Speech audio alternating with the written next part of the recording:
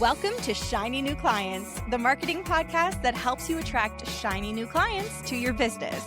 We talk about social media marketing. I'll give you actionable strategies to get more clients today and the mindset that it takes to grow a business, all in 25 minutes or less.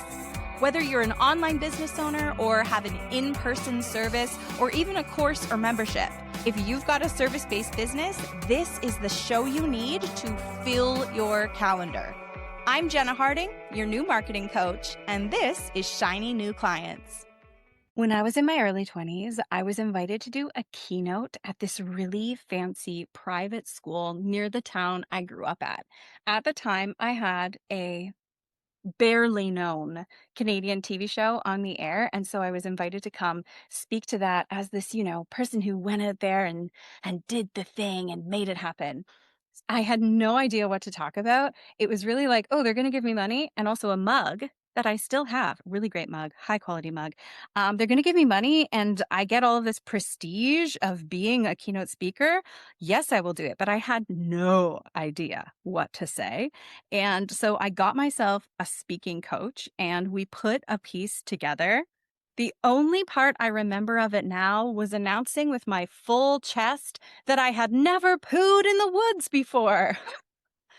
I think I blacked out, guys. What did I say in that keynote? I have no idea. The kids were laughing. The parents were not. And that is a piece of Jenna lore that now you know. That is incredible. Today, we're talking about how to book a TEDx Talk, how to be a keynote speaker invited upon the prestigious TEDx stage. So I've brought in a speaking coach, Megan Hamilton, a fellow Canadian, to give us the ins and outs and some of the lesser known behind the scenes things that go into how the whole TEDx ecosystem works and how you can take steps right now to get up on that stage, to stand on the little red dot if that is your goal. Good day, Megan. Good day to you, Jenna. I would really like to know what Canadian TV show you were on that you were asked to give the keynote for. Happy to. So it was called Cash Mob. Wait. Yes. Oh my God. I don't even remember. And it was on CMT. And I played the girl in the sparkly green dress. And it was basically a flash mob game show. So we would flash mob workplaces with a game show that's falling apart. Like that was the idea. Like it was all very ironic. And I was not the host, but basically the co-host, like the ironic Vanna White. That was kind of a clown of a character. And we would genuinely be flash mobbing businesses. So we would, how have I never talked about this before? The cameras would not stop running. And I was allowed to do whatever bananas stuff I wanted to do. So if you take my quirkiest reels on Instagram, that is the energy I brought to this character. I always wore a floor length green sparkly dress. And like one time we flash mobbed a trampoline studio, like one of those places where all the kids go for birthday parties. And I just fully left set and started jumping 20 feet in the air in the background. There were other times we'd be in offices and I would just like get on a wheelie chair and start rolling myself around and no one would ever yell cut. So anything I did was just fair game. I mean, I think there's a lot of opportunity for you to use this in current reels, but also that like reminds me of a time when that was done more, where like we did this weird stuff, like Tom Green would just kind of catch people. Do you remember those days? Like he would catch people on the street and just like ask them the weirdest questions and catch everybody off guard. So funny. I once walked by him on Queen Street. Oh my God, I'm obsessed. What a Canadian icon. Megan, you help people book TEDx Talks and keynote speaking jobs in general. What should we start doing now? What do we need to think about? Where do we even begin?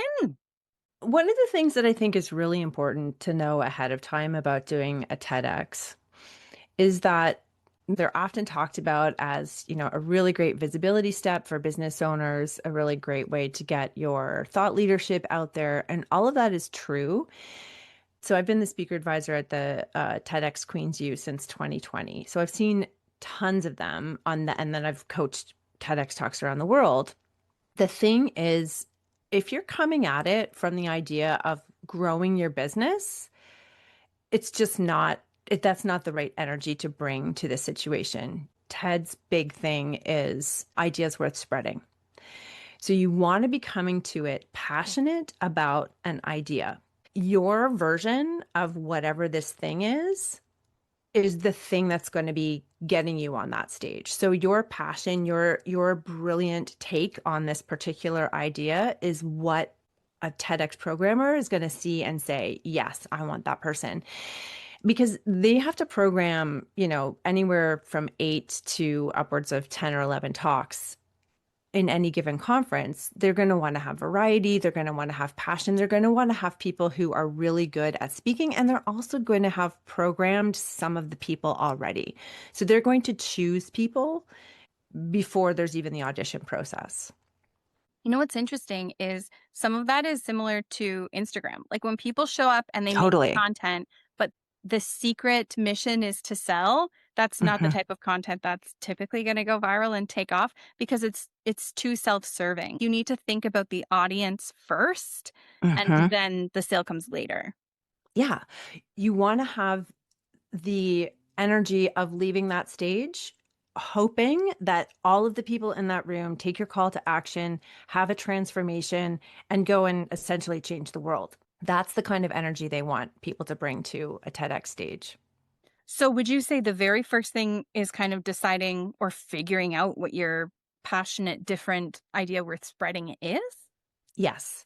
Let's say you're a small business owner and one of your goals is to build a speaking career. TEDx is a great way to really kernel your thought leadership, let it condense, let it like come up with the sort of the hook, I guess, of where everything comes from for you. Then you're going to want to be flexible because every TEDx has a different theme and every TEDx is run differently. All of the different TEDx's are run differently. They are franchises of TED.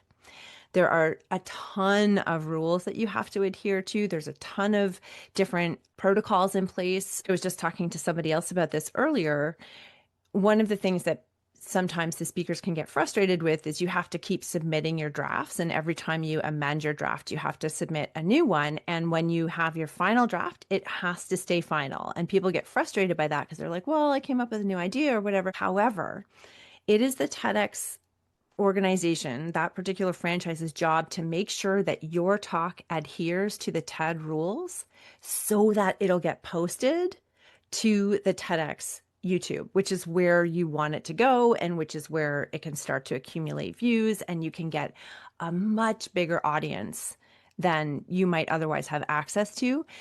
But if you don't, let's say you use a fact that isn't verified through, their standards, they won't publish your TEDx talk and you have done all of that work and it goes nowhere. Oh, okay. So I thought that the goal is just to get up on that stage for the people in the room and then say you did it and then be known as a TEDx speaker.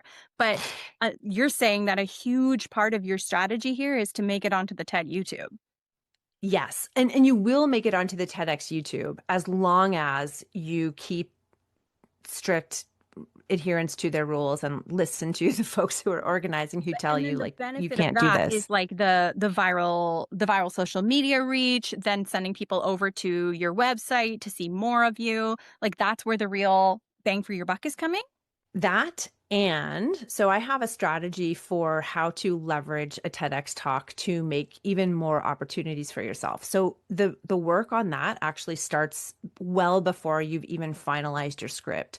So it involves reaching out to people. It involves keeping in touch with folks. Like who needs to know that you're doing a TEDx talk? What are the stages you want to be on? How can you start developing relationships with them right now so that the minute the TEDx comes out, you have a whole crew of people that you've been sort of nurturing and saying, I need you to go and watch this over and over again and tell everybody you know to watch this so that your views get up. And then once your views are up, you send it to people that you like stages you want to be on and say, hey, I just did a TEDx talk. I'd love to chat. Oh, and then in those other rooms, we might be selling a little bit more. We might have a sales call to action from the stage. Like 100%. then you're leveraging it. And then they have the opportunity to be able to see you and see that, how you perform, how you are with the audience. So Glory, whose TEDx I just coached earlier this year, she had a huge standing ovation at the end. And so that looks amazing if you send that out to people and say, this is what I can do with a crowd. I can get them off their feet and cheering for this idea. You know what I found out only recently? How gritty book launches are in the same way. Like, even when you have a big publisher, there are so many micro steps, like send the book to all the influencers send them packages that they'll Mhm. open on camera, get all of your friends to buy the book and then give it 5 stars on Amazon because we want to get #1 on Amazon within the first week. And you want to hit certain thresholds so that you can get certain accolades. And like, there's a whole strategy to launching like any of these. So it shouldn't surprise me that you have a strategy for leveraging a TEDx talk. The thing is, once you're done the actual TEDx talk and you walk off the stage, you think, oh, I'm done. No. There's such a world. You've got like a year after to be able to use that to the fullest extent that you can. It's kind of like, I'm a musician as well. And so once you get the CD out there and it's launched and you've done the first tour and you're like, okay, it's done. It's like, no, now you got to sell this thing for like at least another year in order to have it get legs, in order to let it give you all the opportunities that are available. And like we could talk about that for a TEDx talk, but this is for any opportunity you have to get on a stage in front of people.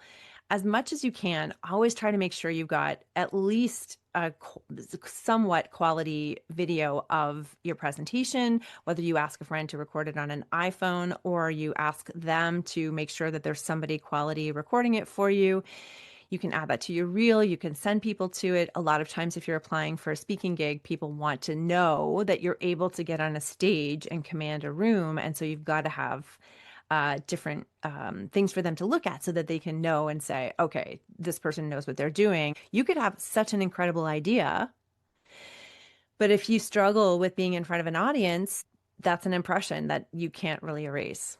Yeah, I will say that time that I like hired someone to help me, and I'm a performer. Like, I know how to talk on Mhm. stage. I don't always hire someone, but especially in that instance, I was like, I have no idea what I'm doing here. Mhm. And having an outside eye to make sure that the ideas are tracking and to help you find those moments to pause, like it is really invaluable. Yeah.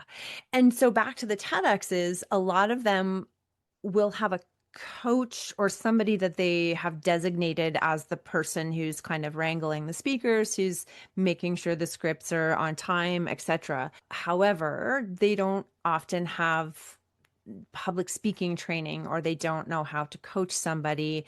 They're kind of just there to like tick off the boxes to make sure that scripts get in on time, etc., etc. Maybe that even that you're memorized. And so if you are someone who's looking to really let a TEDx take you in directions that you didn't have opportunity for otherwise, I really recommend getting a coach to help you with that. When it comes to booking your first TEDx talk, you mentioned that sometimes they have their speakers chosen before the audition process. Like, how much of this is you applying and advocating for yourself, and how much of it is just you get discovered and you get a slot? Yeah, I mean, it really depends on the organization. It depends on the franchise. It depends on what they're going for. It depends on the theme. So at the TEDx Queens U, they often invite, let's say, 3 people. The other thing about inviting people is, and every TEDx has a different budget. If you're inviting somebody, there's an expectation at least that expenses are covered because you don't get paid for a TEDx. In fact, that's in the rules. If you're inviting people, you want to make sure you have the expense budget for their travel. Like if you're bringing somebody from a different country, that's expensive. So there's going to be a certain amount of folks who are invited. You want to have anchor guests, people that you know will help sell tickets, stuff like that. And then there's always an audition process. Some places audition in person, some places will do virtual auditions, some places do a combination of both. So if you're starting out, a great thing to do is to first go to the TEDx website and find the TEDx's that are close to where you live and start following them on Instagram because Things change every year. They may not have the same audition times as they did the year before. If you follow them on Instagram, you'll often get at least the most up-to-date version of whatever's going to be happening. And the other thing about the TEDx website is you don't always get to see when they're auditioning, but they're definitely going to say that on Instagram. So you can start developing relationships with folks that way, start DMing them, start them getting to know you, and just learning a little bit more about that particular conference so that when you go to pitch, when you go to audition, you have a little bit more of an in than you might if you were just pitching completely cold. Man, I thought this would have been all so much more formal and not nearly as bootstrappy, but it sounds like it's about Yeah. networking, it's about keeping your finger on the pulse and like being prepared for when the opportunity strikes. Yeah, exactly. And so, because we don't always know when the auditions are going to be, so I've done 2 auditions myself. And one of them, they were like, okay, your audition is in 5 days, and we want 7 minutes of your talk. 7 minutes of a talk is like dozens and dozens of hours of work in order for it to be in really good shape. Thankfully, I had already developed a TEDx talk and I was pitching that particular talk, so I had it.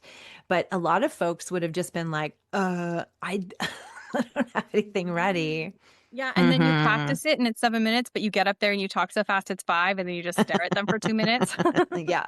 And then you're like, what am I supposed to fill the other time with when it comes time to actually present? Because TEDx talks are usually anywhere from average 8 to 12 minutes, and maximum is 18 minutes. When they ask you for your 7 minutes, it's not a condensed version of the whole thing. It should be like a 7 minute excerpt that like leaves them hanging, or the most entertaining 7 minutes, or what?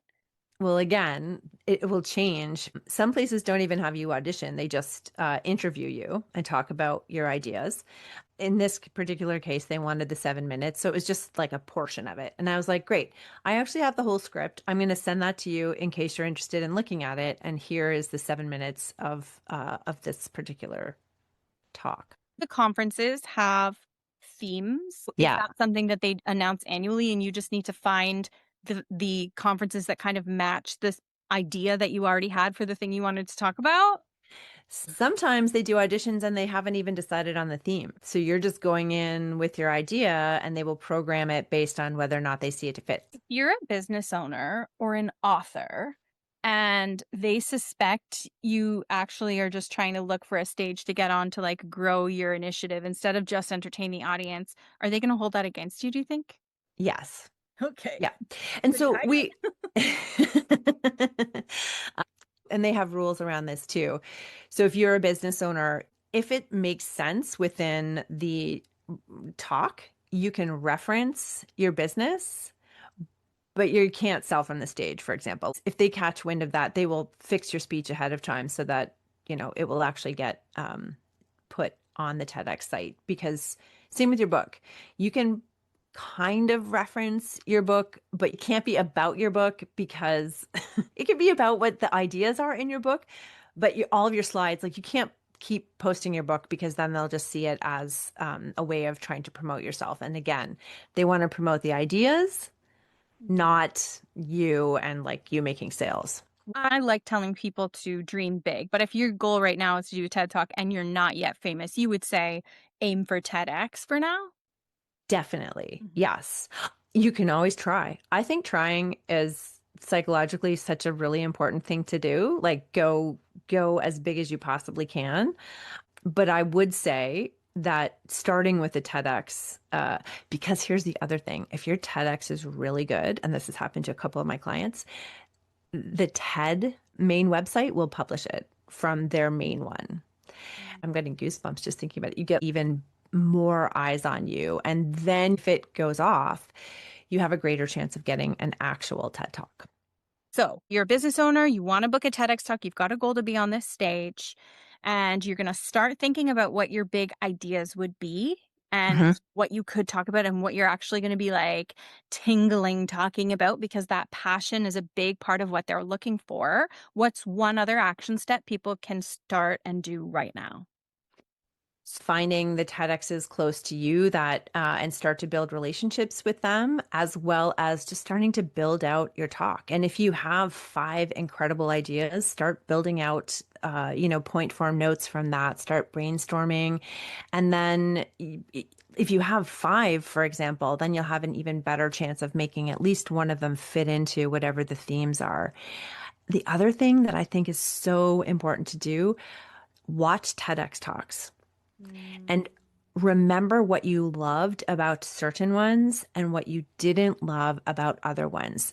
Recognize what you find captivating in performers and what turns you off in performances, and make notes about that so that you can make sure that when you are doing your performance, you're giving it the most amount of attention and like power that you possibly can. And worst case scenario, maybe you find other conferences or summits or podcasts or a book. There's no harm in actually starting to write that thing and then find other stages for it too. Bigger ones. Totally. Who knows?